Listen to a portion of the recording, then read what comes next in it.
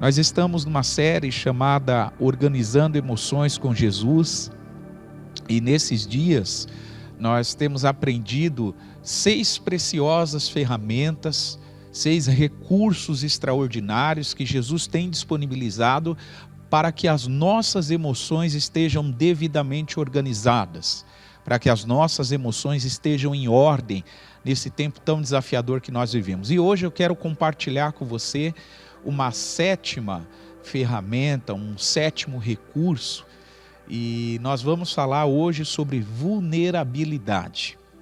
Quando a gente fala sobre esta palavra, vulnerabilidade, esta palavra vem da expressão vulnerável, que é uma expressão pouco apreciada, uma expressão que não é bem vista, sobretudo na educação e na cultura que nós crescemos aqui no Brasil.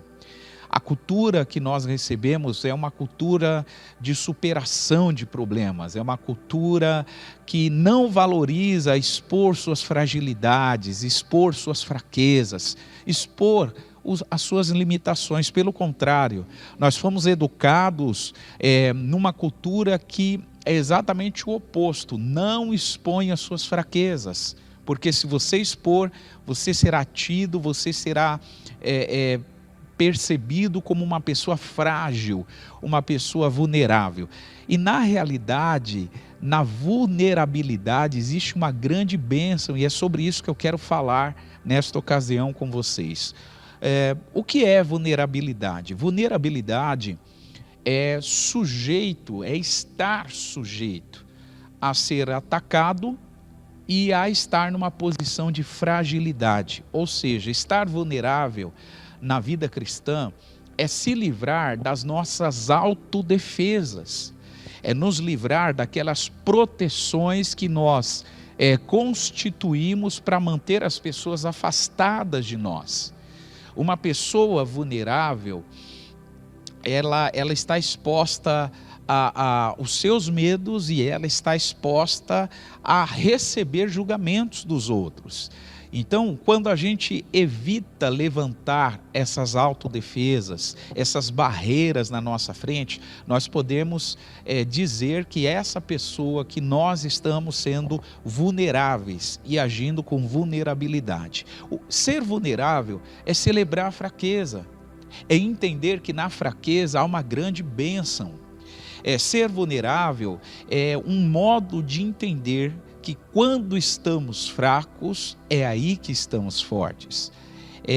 Entender que o nosso estado de fraqueza é uma realidade, sobretudo no mundo mau, no mundo que está governado, como diz a palavra, pelo maligno. O mundo jaz no maligno, um mundo mau, com um sistema mau, com pessoas que são por natureza pecaminosa. Elas receberam a herança pecaminosa de Adão. E o próprio Senhor Jesus afirmou em Mateus 24 que por se multiplicar a iniquidade, o amor de muitos se esfriará. Então esse esfriamento do amor tem a ver com a multiplicação da iniquidade, e a multiplicação da iniquidade tem a ver com esse acúmulo da herança pecaminosa que nós herdamos de Adão. E essa situação expõe a gente a uma condição de extrema fraqueza, de extrema debilidade, de extrema exposição. Então, nenhum ser humano é forte o suficiente em si mesmo. E quando a gente olha para as Escrituras, a gente vai perceber o próprio Senhor Jesus em Filipenses 2, verso 1 a seguir, vai mostrar que ele se esvazia da sua divindade, ele toma a forma humana, ele se faz fraco para fortalecer a muitos. Então, a vulnerabilidade é tratada nas Escrituras como uma grande bênção, um grande privilégio, um recurso para trazer saúde às nossas emoções, porque se o tempo inteiro somos fortes, se o tempo inteiro não falhamos, se o tempo inteiro não demonstramos as nossas fragilidades, isso torna as nossas emoções fragilizadas, enfraquecidas e adoecidas. Eu me recordo que recentemente eu estive num sepultamento e um familiar falava para o filho da falecida. E ele falava para o filho da falecida o seguinte: não chore, Seja forte, porque o filho da mulher que tinha falecido estava chorando profundamente. E aquele familiar se aproxima e fala: seja forte, não chore, como se fosse uma falha e um erro chorar, como se fosse um problema expor a nossa fragilidade. Mas tudo isso por quê? Porque nós aprendemos que é um erro expor a fragilidade, expor a nossa vulnerabilidade. E eu quero mostrar para você a bênção que está por trás da vulnerabilidade. Tem um livro que foi escrito pelo Valdinei Ferreira.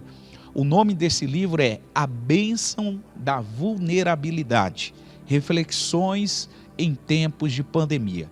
Esse livro está disponibilizado no formato virtual, ele é um e-book, e como e-book você pode ler, você pode baixar ele na internet. E uma das coisas que o Valdinei Ferreira comenta nesse livro é que não queremos cair. Você já parou para pensar nisso? A gente não quer cair, a gente não quer se machucar, a gente não quer chorar, a gente não quer pedir ajuda e a gente não quer perder o controle da situação.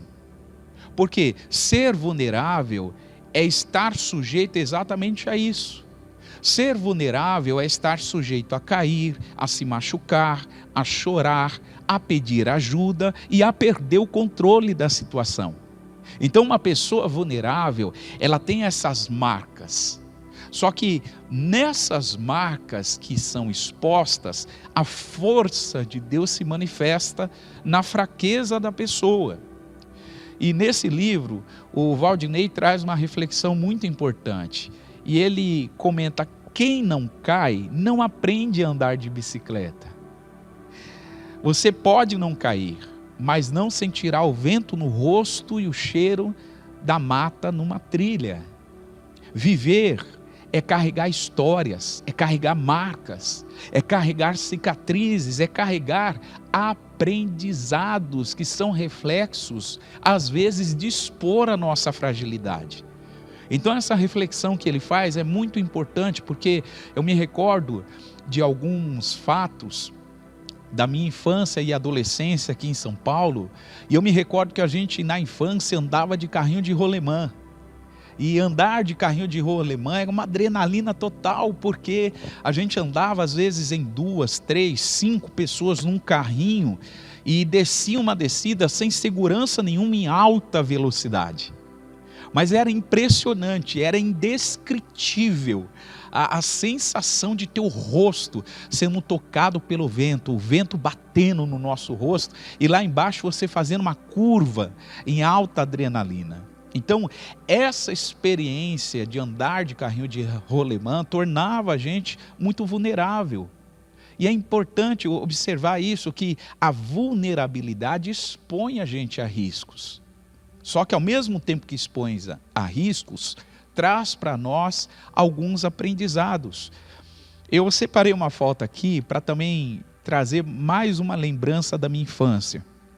Essa foto que você está vendo é a foto de um modelo da primeira bicicleta que eu aprendi a andar.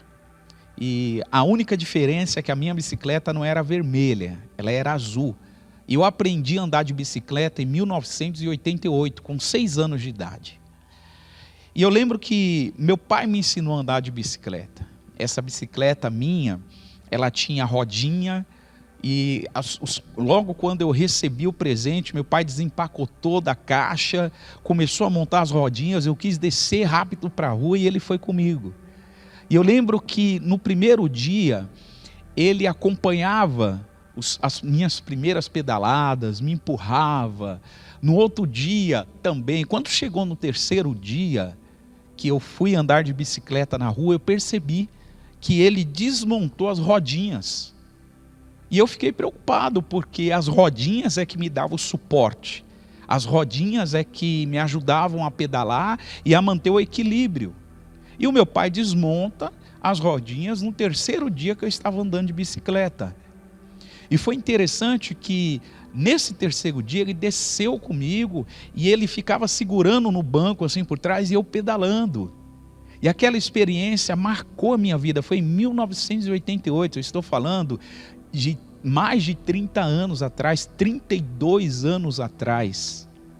E essa experiência me marcou. E por que me marcou? Porque eu lembro que o meu pai, quando eu começava a pedalar e a me equilibrar, ele soltava o banco. Só que quando ele percebia que eu ia cair, ele botava a mão no banco para me equilibrar novamente. E essas lembranças estão registradas na minha memória até o dia de hoje, e provavelmente estarão registradas até o meu último dia de vida. E quando eu olho para essa experiência, eu só aprendi a andar de bicicleta porque eu me arrisquei. E posso te falar, caí muitas vezes. Ralei o joelho, carrego marcas no meu joelho, nas minhas pernas até hoje, mas eu posso te afirmar, eu aprendi a pedalar. Eu aprendi a andar de bicicleta. Então, pensa comigo, dá uma olhada nessa imagem. O que é vulnerabilidade? Quando estamos mais frágeis, nos tornamos mais abertos à compreensão que Deus é o nosso Pai e está do nosso lado para nos fortalecer.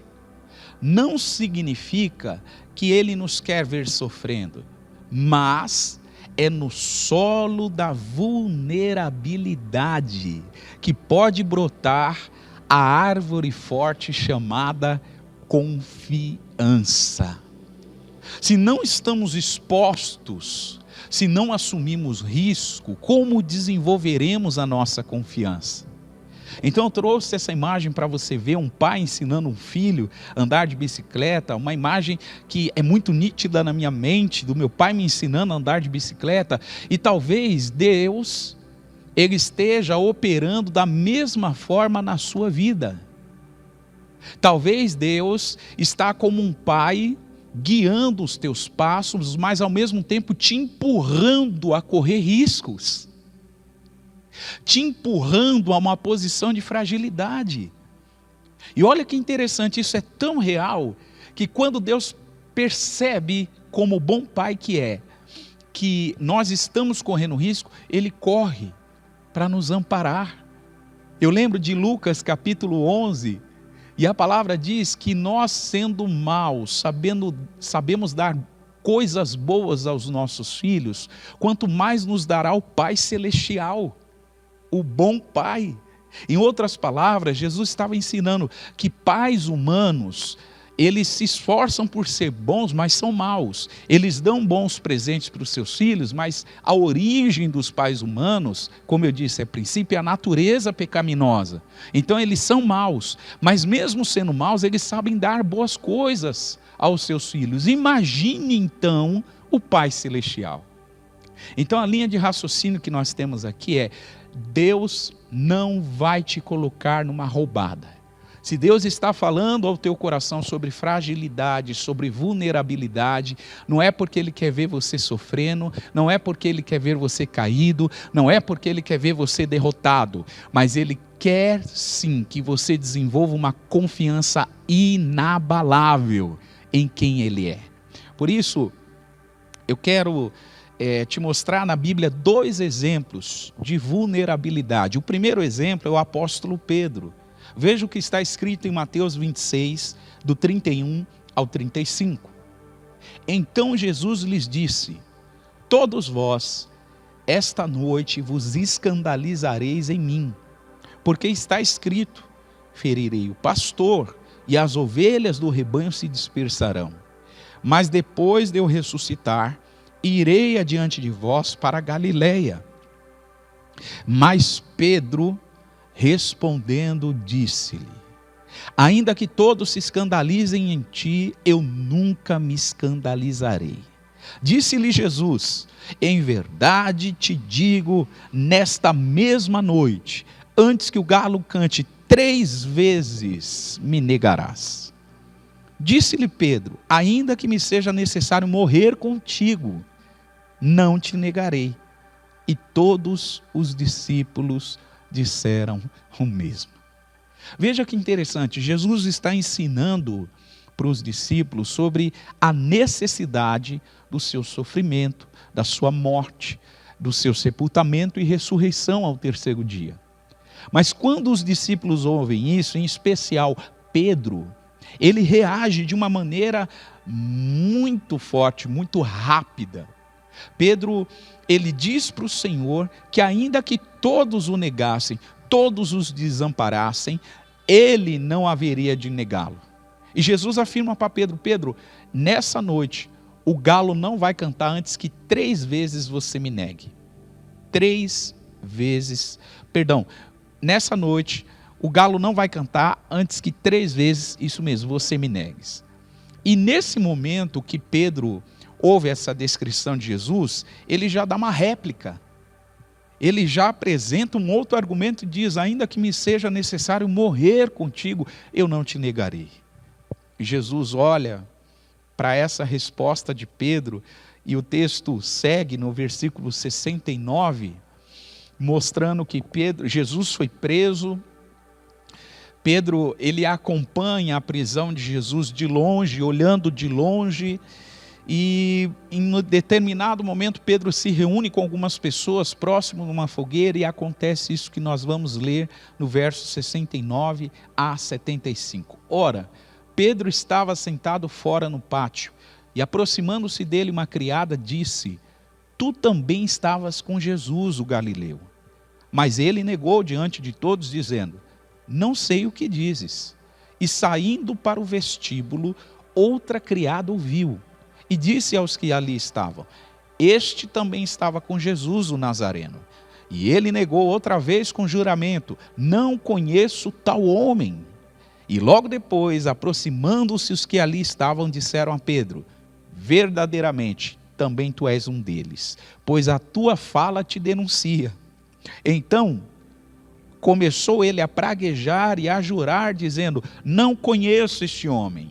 E imediatamente, veja essa expressão, imediatamente, o galo cantou. E lembrou-se Pedro das palavras de Jesus que lhe disse: antes que o galo cante, 3 vezes me negarás. E saindo dali, chorou amargamente. Olha que interessante, irmãos. Pedro antes tinha afirmado que não ia negar Jesus. Jesus afirma que ele negaria ele de uma maneira concreta durante 3 vezes antes que o galo cantasse. E quando acontece a cena da negação, quando o Pedro nega, a palavra diz que ele nega a 3ª vez e imediatamente o galo canta. E quando o galo canta, ele lembrou das palavras de Jesus. E olha que interessante, quando ele se lembra, a Bíblia diz que o Pedro sai daquele ambiente e chora amargamente. Em outras palavras, Jesus permitiu Pedro lidar com a sua vulnerabilidade. Jesus permitiu uma circunstância para que Pedro avaliasse o quão vulnerável ele era. E isso aqui é extraordinário, irmãos, porque todos nós sabemos quem foi Pedro, depois da morte e ressurreição de Jesus. Sabemos que ele foi um dos principais líderes da igreja em Jerusalém. Sabemos que ele foi um dos fundamentos apostólicos da igreja do 1º século. Mas mesmo assim, Pedro precisava lidar com a sua vulnerabilidade. E Jesus cria todo um cenário, todo um ambiente, mostra para ele que isso aconteceria, e efetivamente isso acontece. Segundo exemplo que eu quero te mostrar sobre vulnerabilidade é o exemplo do apóstolo Paulo. Veja o que está escrito em 2 Coríntios 8, do 7 ao 9. E para que não me exaltasse pelas excelências das revelações, foi-me dado um espinho na carne, a saber, o mensageiro de Satanás, para me esbofetear, a fim de não me exaltar. Acerca do qual 3 vezes orei ao Senhor para que se desviasse de mim. E disse-me: a minha graça te basta, porque o meu poder se aperfeiçoa na fraqueza. De boa vontade, pois, me gloriarei nas minhas fraquezas, para que em mim habite o poder de Cristo. Paulo, em 2 Coríntios 8, ele vai mostrar que é um homem de experiências sobrenaturais, é um homem que foi arrebatado. Ele vai começar a narrar as experiências sobrenaturais que ele teve com Jesus, com a presença de Deus. E naquele momento, Paulo também diz que foi colocado na carne dele um espinho. Há muitas afirmações, há muitas condições, variedade de opiniões sobre essa questão do que é o espinho na carne de Paulo. O que nós sabemos que era uma condição extremamente vergonhosa, extremamente vexatória, que depunha, que testemunhava contra a vida cristã de Paulo. Era uma condição que deixava ele sem jeito, exposto, vulnerável. E o que é importante observar é que o espinho na carne que Paulo carregava, ele pediu por 3 vezes ao Senhor para afastar dele. Ele pede ao Senhor que removesse dele. E a resposta do Senhor, quando Paulo ora para que esse espinho na carne seja afastado, a resposta de Jesus é que a graça dele bastava, porque o poder dele se aperfeiçoava na fraqueza de Paulo. Eu acho esse texto extraordinário, irmãos, extraordinário, porque Paulo entendia que a condição de carregar um espinho na carne tornava ele vulnerável, tornava ele um homem não exaltado. Veja, o Paulo não está usando aqui uma alegação para continuar numa vida de pecado. Por quê? Paulo não está falando sobre continuar pecando para que a graça seja superabundante, para que a graça superabunde. Não. Porque o próprio Paulo em Romanos 6,1, ele disse: o que diremos, pois? Permaneceremos no pecado para que a graça seja abundante? De modo algum. Nós estamos mortos para o pecado, como viveremos ainda nele? Em outras palavras, Paulo não está dizendo que a condição do espinho na carne, que é uma condição de vergonha, provavelmente algum pecado que o acompanhava, aquela condição precisava ser repetida para que a graça de Deus aumentasse. Não. O Paulo mostra o contrário em Romanos, que a graça de Deus está manifestada nas fraquezas humanas, nas limitações humanas, na vulnerabilidade humana. O que eu quero dizer com isso? Algo muito simples. Se Pedro tinha vulnerabilidades, se Paulo tinha vulnerabilidades, quem somos nós para não ter, irmãos? Pensa comigo, quem é você para não ter? Quem sou eu para não ter? Quem somos nós para não termos? Por isso que nós precisamos olhar para as Escrituras e entender, confrontar o nosso estilo de vida, confrontar o que a nossa cultura deixou como legado para nós e confrontar com as Escrituras, porque os homens de Deus, as mulheres de Deus do passado, eram pessoas de vulnerabilidades. Então, quando olhamos para isso, eu quero te mostrar o resultado da vulnerabilidade na vida de Paulo. Veja, o se deixar conhecer, não somente nas qualidades e na força, mas também nas fraquezas e nas fragilidades, nos leva a um lugar de firmeza em Deus, onde de fato podemos ser inabaláveis. Nós veremos que provém dele e não de nós tudo o que temos.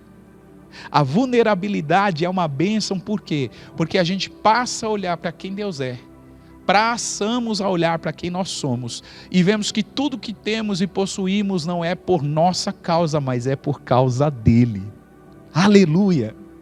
Isso produz glória para Deus.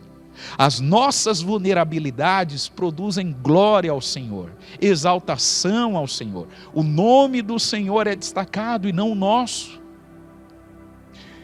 Ainda no capítulo 12 de 2 Coríntios, no verso 10, Paulo, depois dessa experiência de narrar a vulnerabilidade dele, ele diz o seguinte: pelo que sinto prazer nas fraquezas, nas injúrias, nas necessidades, nas perseguições, nas angústias, por amor de Cristo, porque quando estou fraco, então sou forte. Olha que importante essa descrição. Paulo entendeu que as injúrias, fraquezas, necessidades, perseguições e angústias eram formas de Deus expor a vulnerabilidade dele. E a vulnerabilidade, se bem entendida de um ponto de vista bíblico, se transforma numa grande bênção para que a força de Deus se manifeste em nós, para que o poder de Deus se aperfeiçoe em nossas fraquezas. Então, eu quero mostrar para você 3 níveis de vulnerabilidade que nós precisamos ter, porque a vulnerabilidade é uma bênção para manter as nossas emoções em ordem, para manter as nossas emoções saudáveis, para manter cada um de nós na posição que devemos estar e colocar Deus na posição que Ele deve estar. Então, quais são os 3 níveis de vulnerabilidade? Número 1, nós precisamos ter vulnerabilidade com Deus. Se expor totalmente para Deus. No nosso quarto secreto, precisamos falar com Deus com uma exposição completa da nossa realidade. Sermos sinceros em nos expor diante de Deus. E livrar deste momento qualquer prática de religiosidade. Ouça isso. Existem muitas pessoas que ao se aproximar de um relacionamento íntimo com Deus, eles trazem para este momento muitos passos que tornam esse momento um momento bastante rígido, um momento bastante inflexível, um momento bastante formal. E quando a gente vai para o nosso tempo com Deus, Deus não quer formalismo, Deus não quer passo a passo, Deus não quer exercício de religião. Deus quer abertura de coração. Você vai se lembrar que em muitos momentos Jesus censurava os escribas e fariseus, porque Jesus falava que eles rasgavam as vestes, seguindo o formalismo da religião, mas não rasgavam seu coração. Então observe, veja o que está escrito em Mateus 6, 5 e 6. E quando orares, não sejas como os hipócritas, pois se comprazem em orar em pé nas sinagogas e nas esquinas das ruas, para serem vistos pelos homens. Em verdade vos digo que já receberam o seu galardão. Mas tu, quando orares, entra no teu aposento, e fechando a tua porta, ora a teu pai, que vê o que está em oculto. E teu pai, que vê o que está em oculto, te recompensará. Veja que Jesus está ensinando que o princípio da comunhão com Deus é feita no secreto, no oculto, no quarto de escuta, em um momento em que nós partilhamos, nós expomos a nossa fragilidade para Deus, expomos a nossa vulnerabilidade. O salmista, entendendo isso, no Salmo 139, verso 23 e 24, ele diz: sonda-me e me conhece, examina o meu interior, o meu coração, veja se há em mim algum caminho mau e guia-me pelos caminhos eternos. Em outras palavras, precisamos desfrutar desse primeiro nível de vulnerabilidade, que é vulnerabilidade com Deus. O segundo nível de vulnerabilidade é o pessoal, ou seja, é aquele nível de vulnerabilidade que desfrutamos conosco, comigo mesmo. Ser sincero consigo mesmo é essencial. É reconhecer os seus erros e deixar a vitimização de lado. Não querer achar culpados por seu sofrimento e entender sempre a sua parte da história. Ou seja, ser vulnerável é reconhecer as suas falhas, é reconhecer os seus erros e fazer isto sem se vitimizar, sem se tornar vítima de uma circunstância, de uma experiência, de alguma situação. Quando nós somos vulneráveis conosco mesmo, nós temos uma autoavaliação honesta com quem nós somos, entendemos a nossa parte, a nossa responsabilidade naquilo que estamos vivendo e não culpamos os outros. Então esse nível de vulnerabilidade é fundamental para a gente também desfrutar de saúde nas nossas emoções. Veja o que o salmista, no Salmo 77, do verso 7 a 10, disse: rejeitará o Senhor para sempre e não tornará a ser favorável? Cessou para sempre a sua benignidade? Acabou-se já a sua promessa que veio de geração em geração? Esqueceu-se Deus de ter misericórdia? Ou encerrou ele as suas misericórdias na sua ira? E eu disse: isto é enfermidade minha. E logo me lembrei dos anos da destra do Altíssimo. O salmista, ele está vivendo uma crise existencial, e por causa desta crise existencial, ele começa a fazer uma série de perguntas sobre a bondade de Deus, sobre o favor de Deus, sobre as promessas de Deus, sobre a misericórdia de Deus, e aí ele chega a uma conclusão extraordinária. Ele chega a uma conclusão que todas essas perguntas, toda aquela crise existencial refletia uma enfermidade dele, uma enfermidade própria dele. Então ele afirma isso: isto é enfermidade minha. E como saída, como solução, como cura para essa enfermidade, o salmista entende que ele precisava se lembrar dos anos da destra do Altíssimo. Em outras palavras, dos anos das grandes obras do Altíssimo, dos grandes feitos do Senhor. Não foi à toa que o profeta Jeremias, numa época em que Jerusalém estava devastada pelos seus inimigos, no seu livro de Lamentações, o profeta Jeremias, ele comenta: eu quero me lembrar daquilo que me traz esperança. Em outras palavras, precisamos nos conectar à bondade, à misericórdia, ao favor, às promessas de Deus. E não devemos usar as nossas falhas e os nossos erros para tentar transferir culpas, tentar achar responsáveis.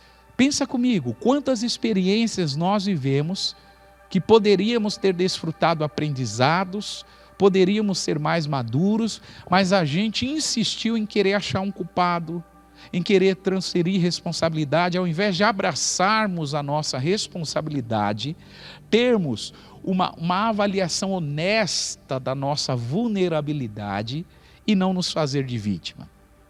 Através de uma atitude semelhança a essa, o salmista, ele entendeu que enxergar os anos da destra do Altíssimo é remédio, sara a nossa alma, cura as nossas emoções. E eu declaro isso, que por se autoavaliar, por enxergar melhor quem o teu Deus é e quem você é, eu declaro isso traz cura nas tuas emoções.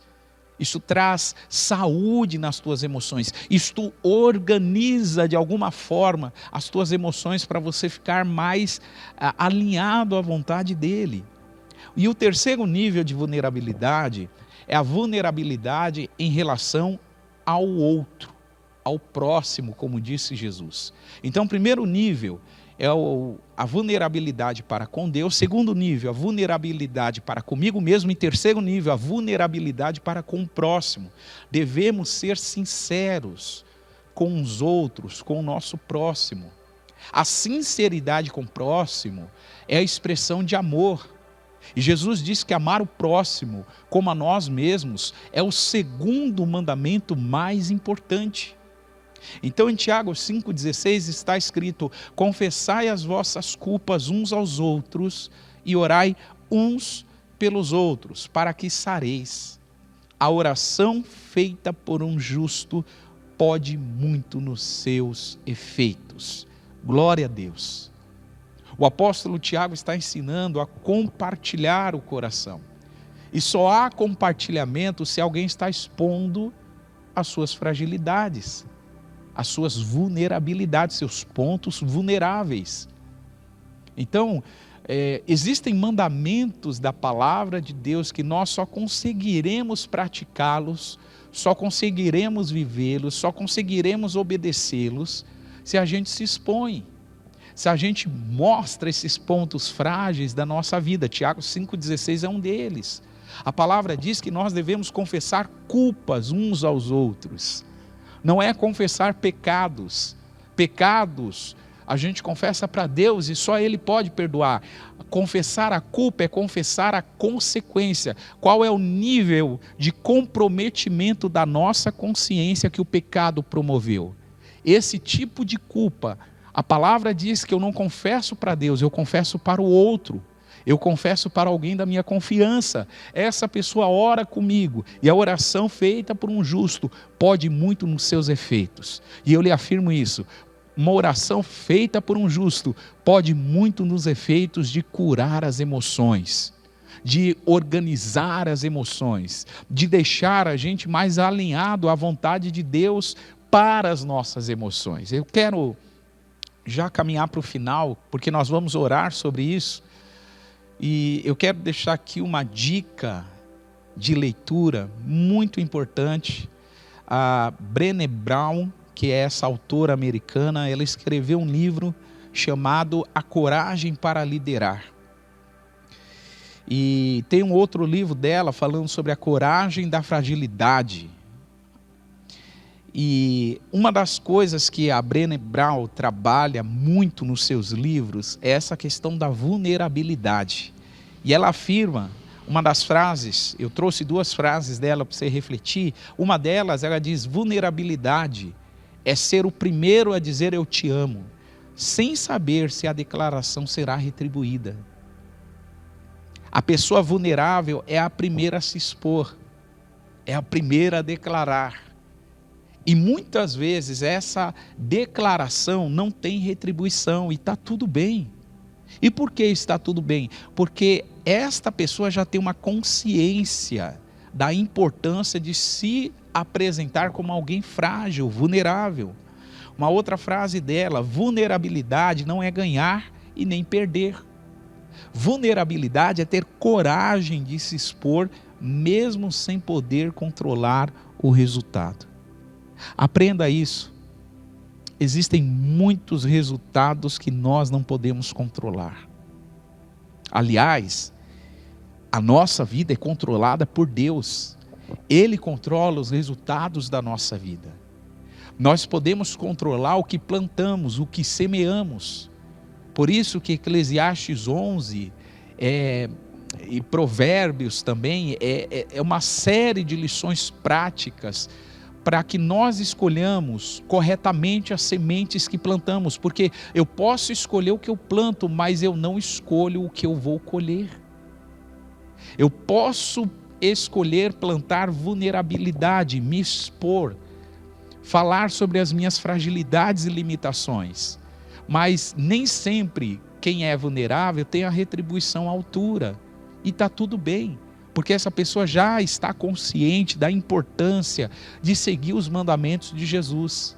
Então eu quero, nessa ocasião, orar com você. Eu quero pedir que o Espírito Santo traga sobre nós essa disposição, esta graça, esta ousadia de nos projetarmos numa posição de vulnerabilidade. Não estou falando que você vai sair abrindo o seu coração para qualquer pessoa. Não estou dizendo com isso que você deve contar as suas intimidades e se expor para qualquer pessoa. Não, mas ore a Deus, Deus vai mostrar a você pessoas de confiança. Se você está ligado a uma igreja onde você tem discipuladores, líderes, mentores espirituais, abra o teu coração. Você que está plantado, Deus te plantou numa comunidade, numa igreja, onde você tem um pastor, onde você tem um conselheiro, uma conselheira. Busque nessas pessoas orientação de Deus. Não estou dizendo que você deve abrir o seu coração num status de WhatsApp, ou abrir o seu coração numa publicação, numa rede social, mas que você deve abrir o seu coração para a gente certa, que com direção e graça do alto vai tratar o seu abrir de coração, os seus pontos vulneráveis da melhor forma possível. porque Deus quer curar. Lembra disso? Quando confessamos culpa uns aos outros e oramos uns pelos outros, o Senhor traz cura, o Senhor traz restauração, e é isso que nós viveremos neste momento. Vamos orar por isso. Pai, obrigado por esse tempo. Te damos graças, Senhor, pela preciosa palavra liberada sobre nós. Sabemos que quando nos expomos, quando demonstramos as nossas vulnerabilidades, nossas fraquezas e fragilidades, Jesus, nós estamos nos tornando tão semelhantes a Ti, porque o Senhor foi o primeiro a se expor, o Senhor foi o primeiro a, sendo rico, se fazer pobre, o Senhor foi o primeiro a, sendo forte, se fazer fraco, o Senhor foi o primeiro a, tendo todas as coisas, se esvaziar de tudo para tomar forma humana e morrer em nosso lugar. Por isso, Jesus, expor as nossas fragilidades, nós entendemos nesta noite ser uma grande bênção, ser um grande recurso para trazer saúde às nossas emoções. Pai, que neste momento o Teu Espírito nos convença do todo erro, convença de todo engano cultural que nós recebemos na nossa formação, que nós devemos ser fortes o tempo inteiro, que nós devemos ser ostentar fortalezas, ostentar, Senhor, riquezas, ostentar que nós não temos falhas, que nós não temos fraquezas, que nós não temos problemas. Senhor, que todo engano cultural que nós recebemos na nossa formação seja desfeito neste momento. A Tua palavra diz que nós temos armas espirituais. As armas da nossa milícia não são carnais, mas são poderosas no Senhor para destruir fortalezas. E nós declaramos toda a fortaleza cultural que nós recebemos, Senhor, dos nossos educadores, da sociedade que nós vivemos, declarando, Senhor, que expor as fraquezas é uma fragilidade, é um erro, é um engano. Senhor, que essas fortalezas sejam desconstruídas neste momento, sejam derrubadas neste momento, e no lugar delas, Pai, nós te pedimos que o Teu poder se manifeste, que a Tua força venha sobre nós, porque como o Senhor disse para Paulo, a Tua graça nos basta, pois o Seu poder, Senhor, se aperfeiçoa nas nossas fraquezas, e quando achamos que estamos fracos, é aí que estamos fortes. Que a Tua fortaleza se manifeste nessas vidas, trazendo paz, trazendo alegria, trazendo, Senhor, esperança, trazendo, Senhor, discernimento sobre decisões importantes, trazendo discernimento sobre os próximos passos que cada pessoa deve dar em sua presença, na direção do propósito que o Senhor definiu para cada um, Senhor. Pai de amor, nós oramos, nós celebramos a graça do Senhor manifestada em nossas vidas, manifestada na vida de cada pessoa que acompanha essa transmissão, manifestada, Senhor, nas emoções, organizando, equilibrando, trazendo ajustes nas nossas emoções. Graças te damos, seja honrado o Teu nome, agora e para todos sempre, em nome de Jesus. Amém e amém.